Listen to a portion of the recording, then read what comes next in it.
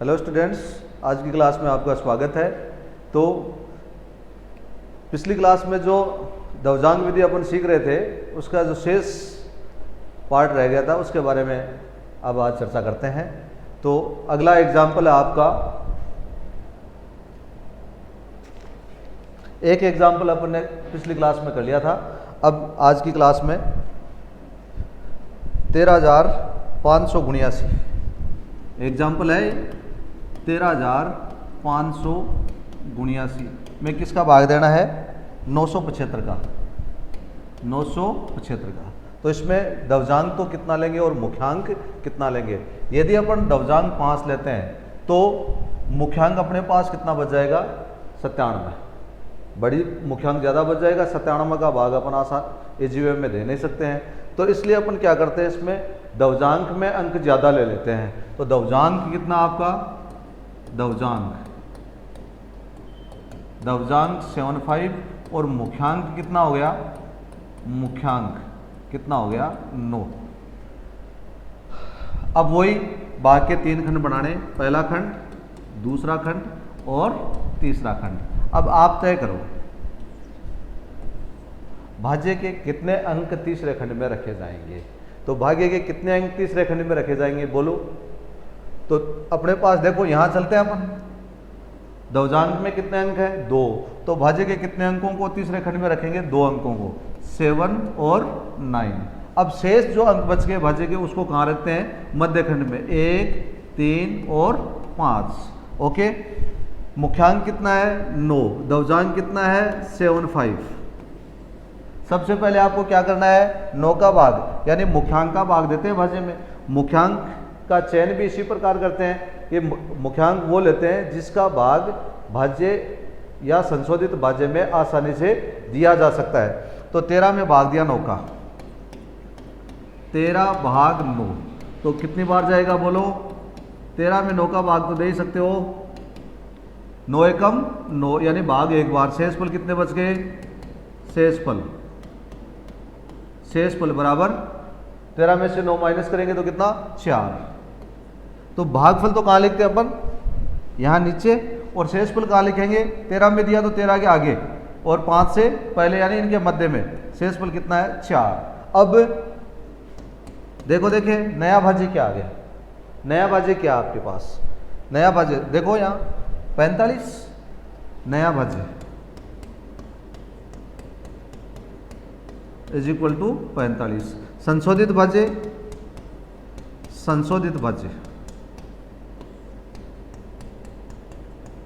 बराबर 45 माइनस भागफल को किससे मल्टीपल करेंगे? दवजांक से मल्टीपल करेंगे। तो पहले दवजांक के इकाई अंक से, तो 7 एकम 7, 7 गुणा 1 बराबर कितना? 45 माइनस 7 यानी 38। अब संशोधित भाज्य क्या आ गया आपका? 38 आ गया। अब आपको 38 में भाग देना 9 का। तो 38 भाग 9। तो भागफल कितना?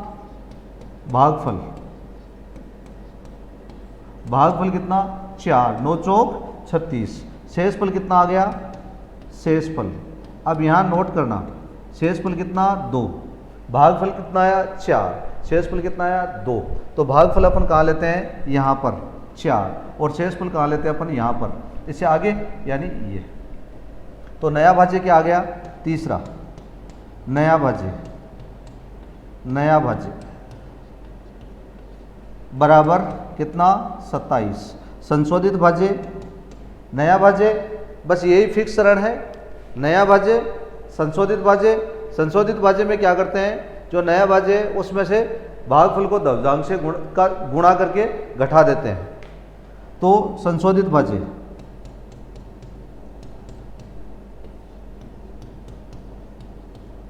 बराबर 27 माइनस।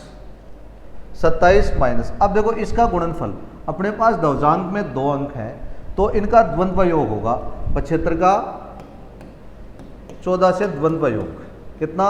7 चौक 28 प्लस 5 एकम 5 बराबर कितना आ गया? 26। इसका द्वंद्व योग कितना आया? 26। इसमें से 26 माइनस किए तो 28 और 5 33, 28 और 5 33। 33, 33 इसमें से माइनस किया अपन ने,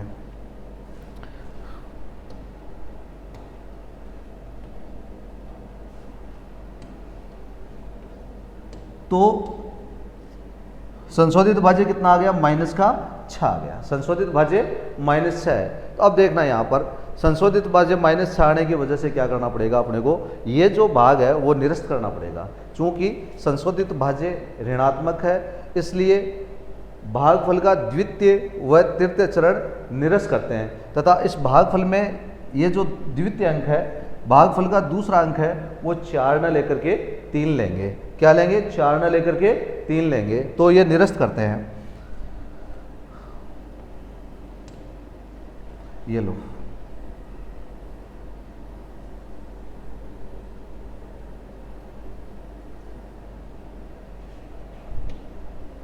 चूंकि ये आगे लिखना है, चूंकि संशोधित भाज्य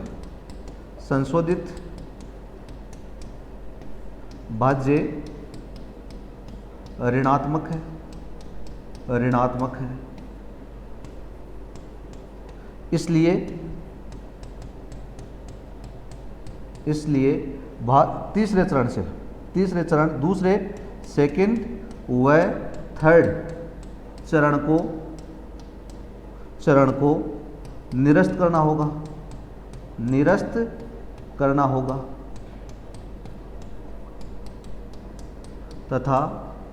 तथा भागफल में द्वितीय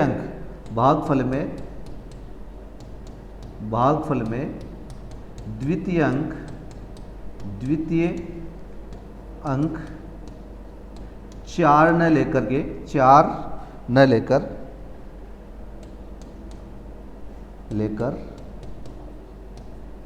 3 लेना होगा।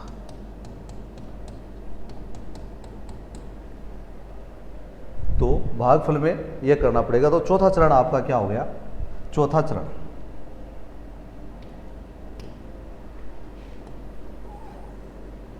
किसमें, भाग 38 में दे रहे थे अपन, तो 38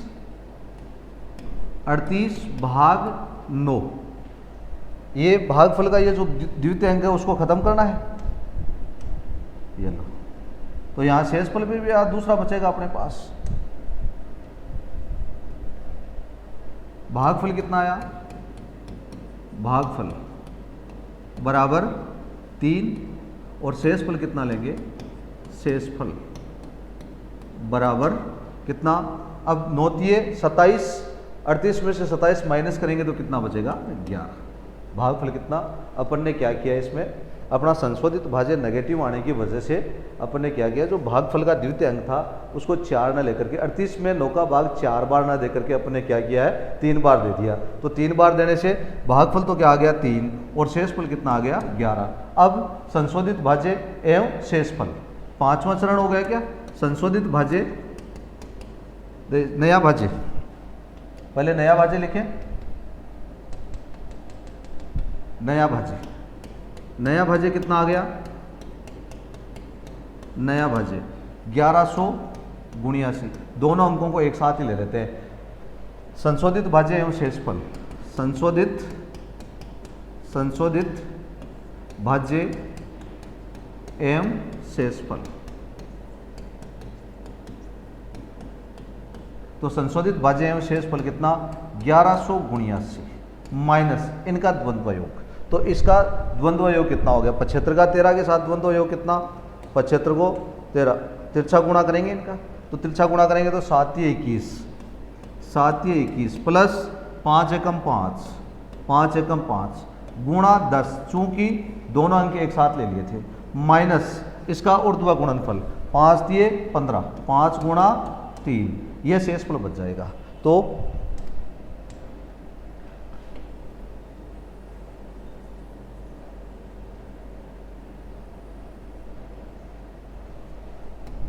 कितना, 1179 माइनस 26 को 10 से गुणा किया 260 माइनस 15 बराबर कितना, 1179 माइनस 275 बराबर 9 में से 5 गए 4, 7 में से 7 गया 0, 11 में से 2 गए 9, 904। कितना आया, शेषफल कितना 1100, ये यहाँ लिख देता हूँ, माइनस कितना 275 बराबर कितना 904। तो भागफल तो क्या आया आपका, भागफल बराबर 13 और शेषफल कितना आ गया, शेषफल कितना आ गया 904। ओके, ये इस प्रकार था। अब अपन करेंगे प्रश्नावली के प्रश्न। तो प्रश्नावली का प्रश्न कौन सा है, 7वां क्वेश्चन देखते हैं अपन। तो आप इसको वैसे इसको बुक्स में से देख लेना, अब ले अगला क्वेश्चन कर लेते हैं। 17वां क्वेश्चन है, ये साथ ही उतार लेना। क्या है, 5,92,837, 5,92,837, इसमें भाग देना है 119 का, भाग देना है 119 का। अब देखो इसमें आप दवजांक 9 भी मान सकते हो, 19 भी मान सकते हो। दवजांक 9 भी मान सकते हो, 19 भी मान सकते हो। यदि दवजांक 9 मानते हो तो मुख्यांक कितना हो जाएगा 11, और दवजांक 19 मानते हो तो मुख्यांक कितना हो जाएगा 1। तो मैं इसमें 11 का भाग भी दे सकते हैं इसी में। तो मैं दवजांक तो मान लेता हूँ इसमें, दवजांक कितना 9, और मुख्यांक कितना ले लेते हैं, मुख्यांक बराबर 11, मुख्यांक कितना 11। तो अब देखो इसमें पहले भाग के 3 खंड बना लेते हैं, पहला खंड, दूसरा खंड और ये तीसरा खंड। तीसरे खंड में कितने अंक रखेंगे, रख दो, यहाँ तक कर सकते हो, कोई दिक्कत नहीं है यहाँ तक। तीसरे खंड में बोलो कितने, दवजांक में 1 अंक है तो भाज्य का 1 अंक, 1 अंक कौन सा हो गया इकाई की तरफ से 7। शेष अंकों को अपन कहाँ रखेंगे, मध्य खंड में। तो शेष अंक 9, 2, 8, 3। ओके, मुख्यांक कितना है 11, दवजांक कितना है 9, भाग देंगे 11 का भाग किस में दिया, 59 में। पहला स्टेप 59 में 11 का भाग देना है, कितनी बार जाएगा, भागफल देखो कितना है, भागफल बराबर 11 5 55। लेकिन यदि अपन इसमें 5 बार भाग देते हैं तो अगला जो संशोधित भाज्य आएगा वो क्या आएगा, ऋणात्मक आएगा। तो इसलिए क्या करते हैं कि इसमें 1 बार कम ही भाग दे देते हैं। तो इसमें 4 बार दे देता हूं मैं, कितनी बार दे देता हूं, 4 बार। तो शेषफल कितना आ गया, शेषफल बराबर कितना 11 चौको 44। तो शेषफल 59 में से 44 माइनस करेंगे तो कितना बचेगा 15, ये शेषफल आ गया। तो भागफल तो कितना है 4, भागफल यहाँ लिखेंगे और शेषफल कहाँ लिखेंगे 59 से आगे और यहाँ पर। अब देखो नया भाज्य, बोलो नया भाज्य कितना आएगा, नया भाज्य बराबर कितना 152 और संशोधित भाज्य, संशोधित भाज्य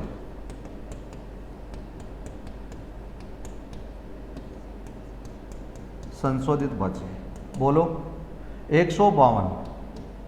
इसमें से किसको घटाएंगे, ये जो भागफल अंक है उसको दवजांक से गुणा करके घटाएंगे।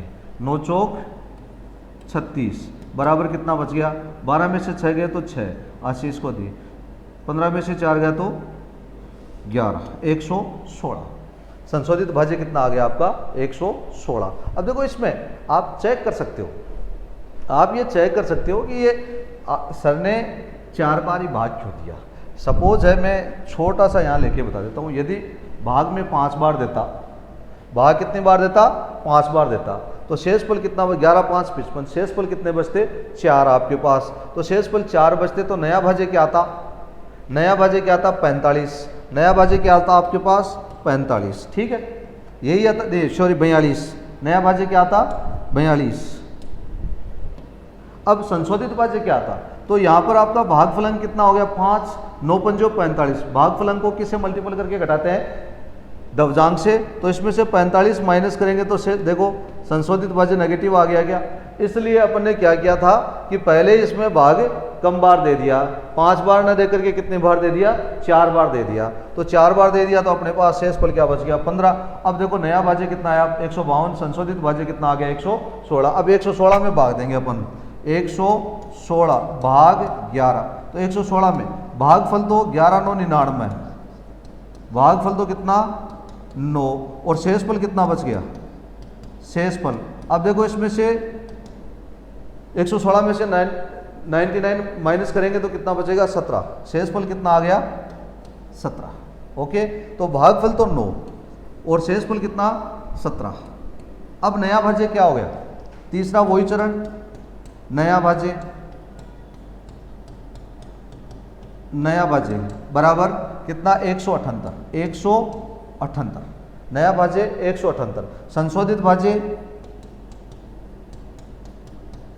संशोधित भाज्य 178 माइनस 178 माइनस किसका, भागफल को किससे मल्टीपल करेंगे, दवजांक से, एक अंक है तो 9 गुणा 9, 9 गुणा 9 बराबर कितना 178 माइनस 81 बराबर कितना 181 माइनस करेंगे तो 7, 8 में से गया तो 7, 17 में से 8 गए तो कितने बच गए 9, कितना आ गया 97। अब 97 में किसका भाग देंगे, 97 भाग 11, तो भागफल कितना आएगा और शेषफल कितना आएगा, मैं ऊपर लिख देता हूं, भागफल कितना आएगा यहां लिख देता हूं,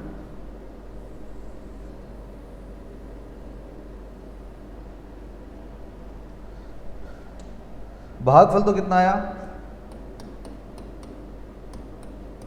भागफल बराबर 11 8 88, 11 8 88 यानी 8, और शेषफल कितना, शेषफल 88, इसमें से 88 माइनस करेंगे तो कितना बचेगा, 97 में से 88 तो 9, शेषफल कितना आ गया 9। तो भागफल को कहाँ लिखते हैं अपन, यहाँ पर, और शेषफल को कहाँ लिख देंगे, यहाँ पर। अब नया भाज्य क्या हो गया, चौथा चरण, नया भाज्य, नया भाज्य बराबर कितना 93, संशोधित भाज्य,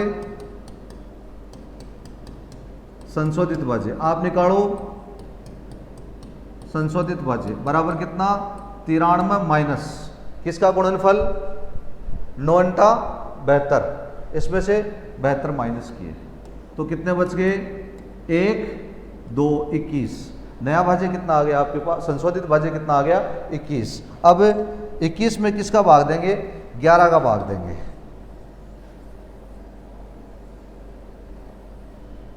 21 में 11 का भाग देना है, तो 21 में 11 का भाग दीजिए, 21 भाग 11, तो भागफल तो कितना आ गया, भागफल बराबर 1, और शेषफल देखिए, शेषफल बोलो 11 का भाग 21 में दिया तो 11 एकम 11, शेषफल कितने बच गए 10, शेषफल 10। ओके, ये शेषफल आ गया आपके पास। तो भागफल तो कहाँ लिखते हैं अपन, यहाँ पर, और शेषफल इससे आगे वाले से ये यहाँ पर 10। तो नया भाज्य क्या आ गया, अब देखो नया भाज्य, नया भाज्य, नया भाज्य बराबर कितना 107, संशोधित भाज्य, संशोधित भाज्य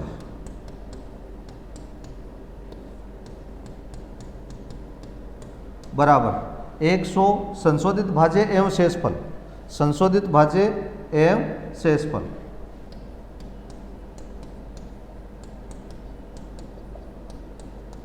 संशोधित भाज्य एवं शेषफल इज इक्वल टू कितना 107 माइनस 9 एकम 9 बराबर कितना 98, इसमें से माइनस करेंगे तो 98, इसको यहाँ भी लिख देता हूँ मैं, 107 माइनस 9 बराबर कितना 98।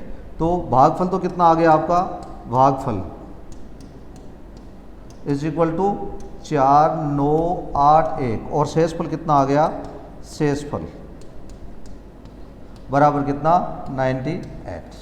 ओके, तो बोलो समझ में आया या नहीं आया। तो इस प्रकार ये एक और करके देख लेते हैं, यदि आपके समझ में नहीं आया, कम आया है, तो एक भाग और करके देख लेते हैं। एक भाग इससे अगला ही है 18वां, फिर ये बाकी आप खुद कर लेना।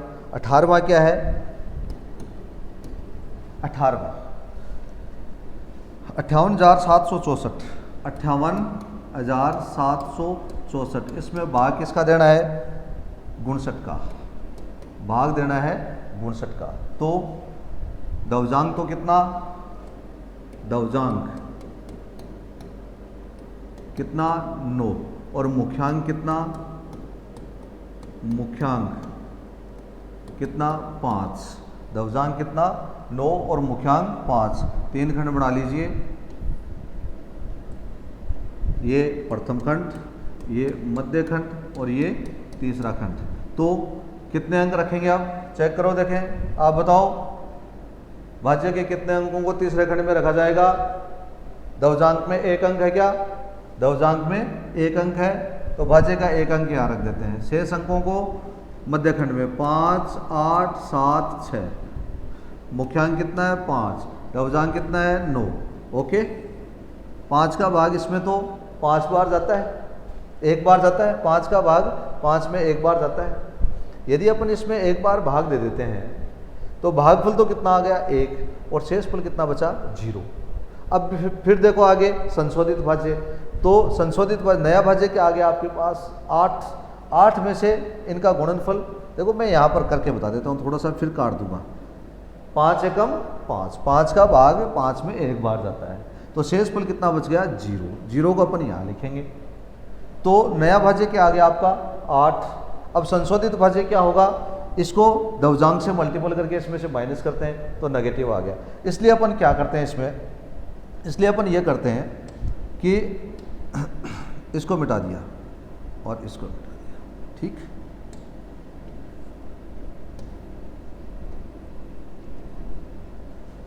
इसमें 0 बार भाग दे देते हैं, 5 का भाग 5 में 0 बार दे देते हैं। तो इससे क्या होगा? शेषफल अपने पास बच जाएगा 5, या इसको भी छोड़ो 58 में दे दो 5 का भाग। 58 में, ये 58 में भाग दे दिया 5 का। कितनी बार? भागफल 9, 9 पंजों 45। शेषफल 45 इसमें से माइनस करेंगे तो कितना बचेगा? 13। शेषफल कितना? 13। तो भागफल तो अपन कहाँ लिखते हैं? यहाँ पर, और शेषफल कहाँ लिखेंगे? यहाँ पर, ये 13। नया भाज्य क्या आ गया? नया भाज्य बराबर कितना? 137। नया भाज्य। अब क्या निकालेंगे? संशोधित भाज्य। तो संशोधित भाज्य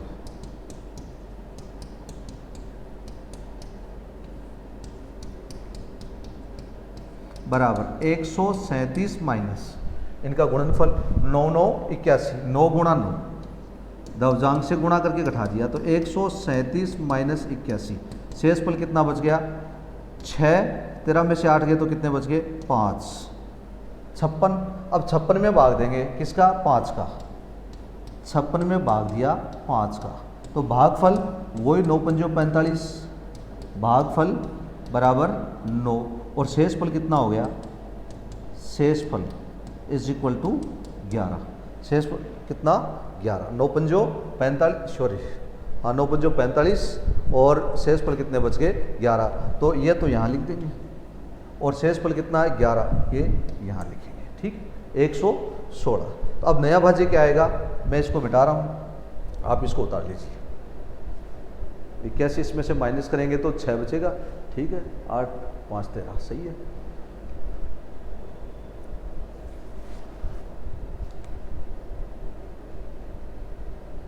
अब वही नया भाज्य, अगला स्टेप, तीसरा स्टेप।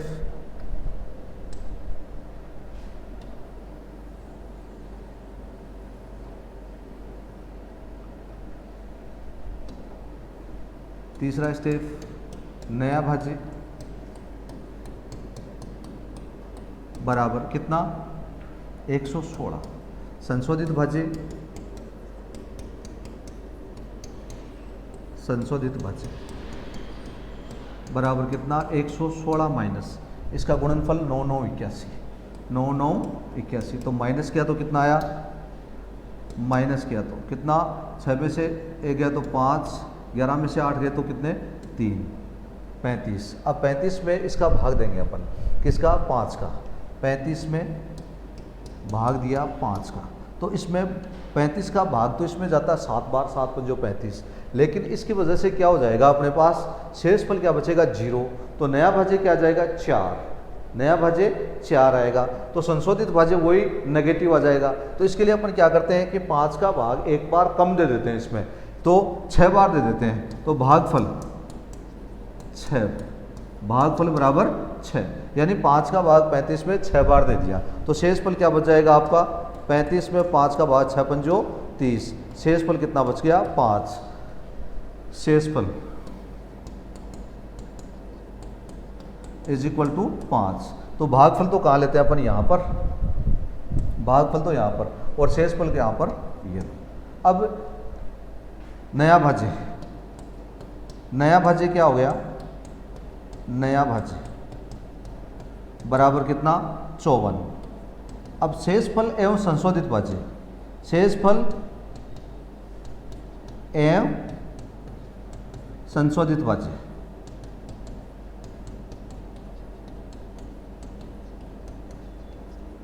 बराबर 54 माइनस दवजांक से गुणा कर दो इसको, 9 गुणा 6 कितना, 9 छिकी 54, 9 गुणा 6 बराबर कितना 0, तो शेषफल कितना बच गया आपका 54 माइनस 9 गुणा 6 बराबर कितना 0, शेषफल कितना है 0। तो भागफल तो कितना आ गया, भागफल, भागफल बराबर 9 9 6, और शेषफल कितना आ गया, शेषफल बराबर 0। ओके, शेषफल कितना 0। तो अब बाकी जो शेष भाग बच गए ये आपको खुद को करने हैं, आप इसको उतार लीजिए।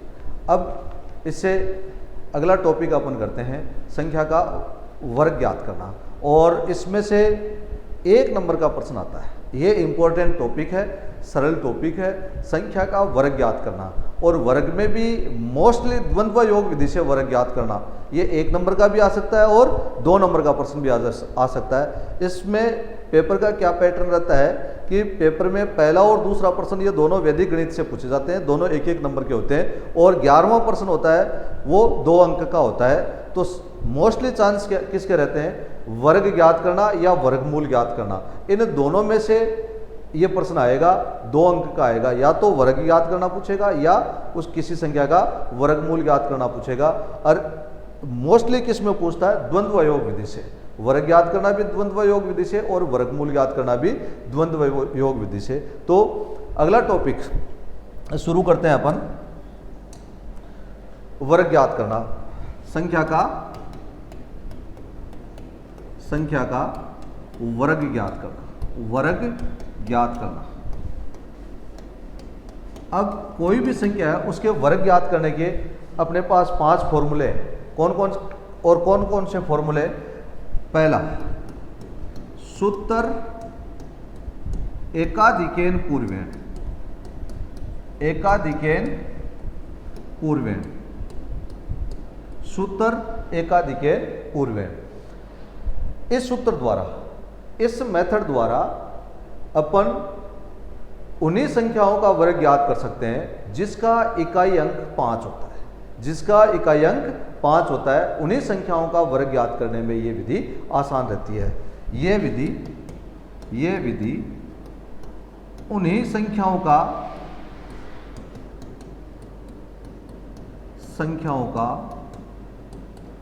वर्ग ज्ञात करने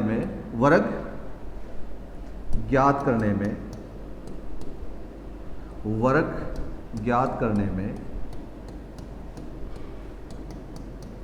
आसान रहती है, जिनका इकाई अंक 5 है, जिनका इकाई अंक 5 है। जैसे फॉर एग्जाम्पल, जैसे 15 का वर्ग, तो 15 का वर्ग एकाधिक है क्या, सूत्र एकाधिकेन पूर्वेण, इकाई अंक 5 है इसका, और ये शेष निखिलम अंक 1 है, इसका एकाधिक 1 इंटू इसका एकाधिक ओब्लिक 5 का स्क्वायर, कितना 2 एकम 2 ओब्लिक 25 बराबर कितना आ गया 225। जैसे 205 इसका वर्ग करना है, तो 205 इकाई अंक 5 है, तो 20 गुणा 21 एकाधिक 20 गुणा 21 ऑब्लिक 5 का स्क्वायर, कितने 20 को 21 से 21 दूनी 42 420 ऑब्लिक 25 बराबर कितना, ये लो सरल मेथड है।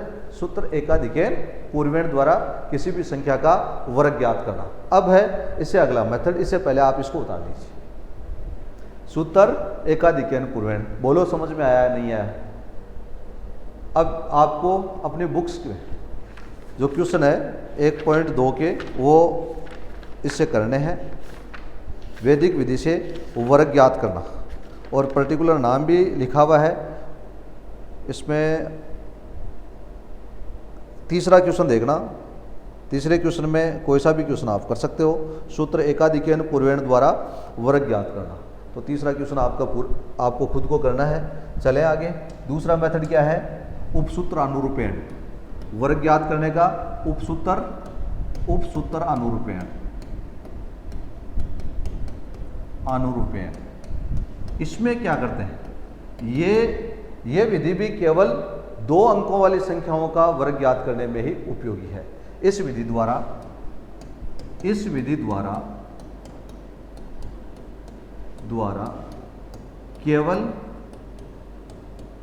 केवल 2 अंकों वाली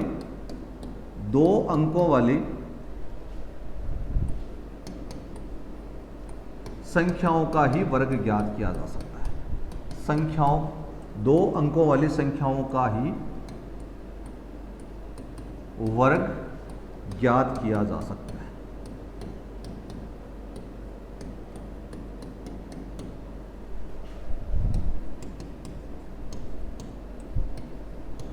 इसमें क्या करते हैं, 2 अंकों वाली संख्या है तो उसका वर्ग ज्ञात करने में ही यह विधि उपयोगी है और 2 अंकों वाली संख्याओं का ही वर्ग ज्ञात किया जा सकता है। इसमें 3 खंड बनाते हैं अपन, और 3 खंड किस प्रकार से बनाते हैं, जैसे मान लो इसका वर्ग करना है, 43 का वर्ग करना है, तो इसके 3 खंड बना लीजिए आप।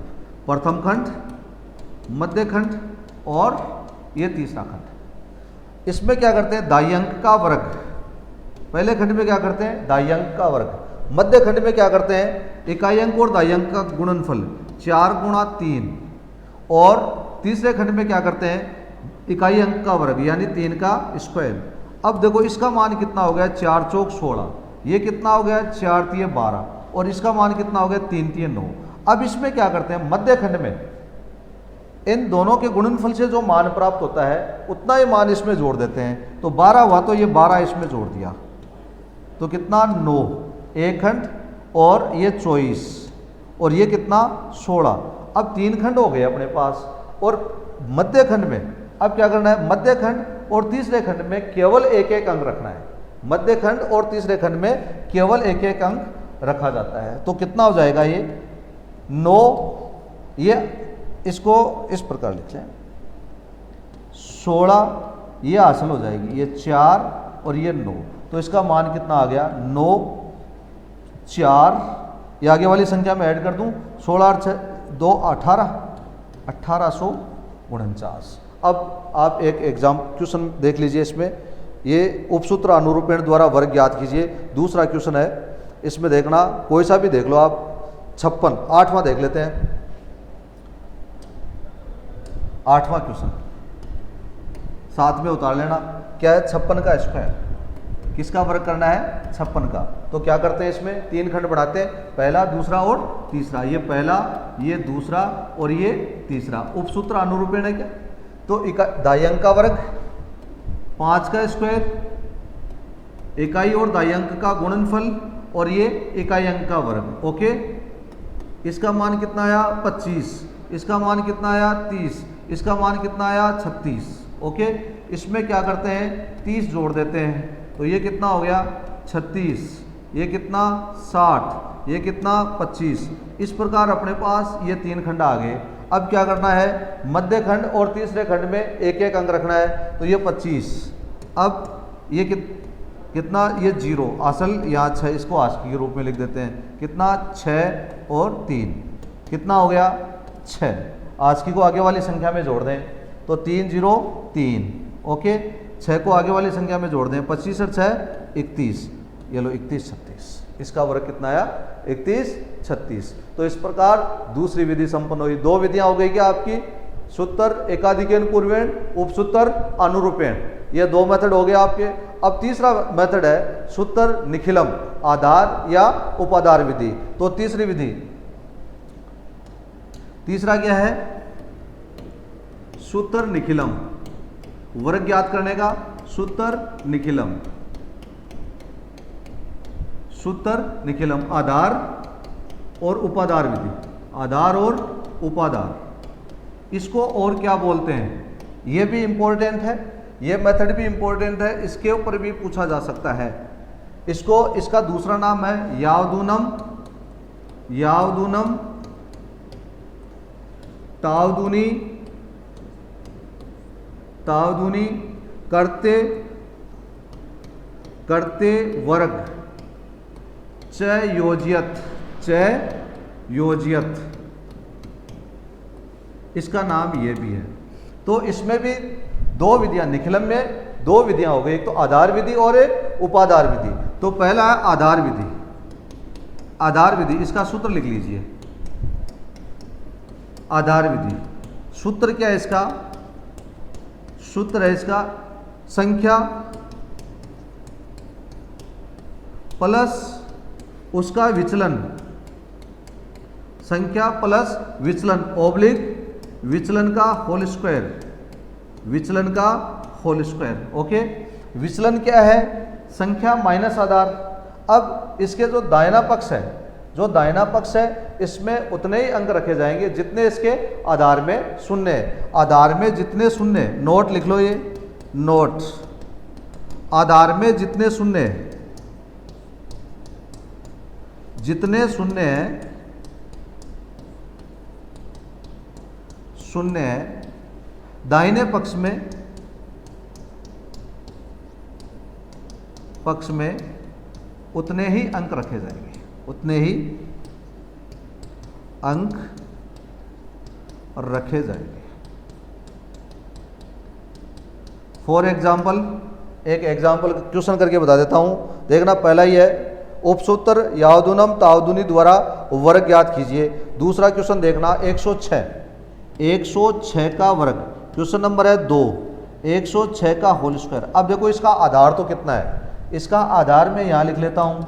आधार तो कितना हो गया इसका, आधार तो हो गया इसका 100, ठीक है। विचलन कितना आ गया, विचलन क्या होता है, संख्या माइनस आधार, संख्या माइनस आधार। तो 106 में से 100 घटाएंगे तो कितना बच गया, 0, 6 या 6। अब सूत्र में मान रखो, सूत्र संख्या कितनी है 106 प्लस विचलन, तो विचलन कितना है, विचलन 6 ओब्लिक विचलन का होल स्क्वायर, विचलन का होल स्क्वायर, ये कितना हो गया 112 ओब्लिक 36। अब देखो इसके दाहिने पक्ष में कितने अंक आएंगे, इसके आधार में कितने शून्य है, 2 शून्य है, तो इसके दाहिने पक्ष में भी 2 ही अंक आएंगे। तो इसका वर्ग कितना आ गया 112 36। ओके, 112 36। और क्वेश्चन देख सकते हो आप। अब है इसकी उपाधार, ये एक पहला ही क्वेश्चन देखना 93।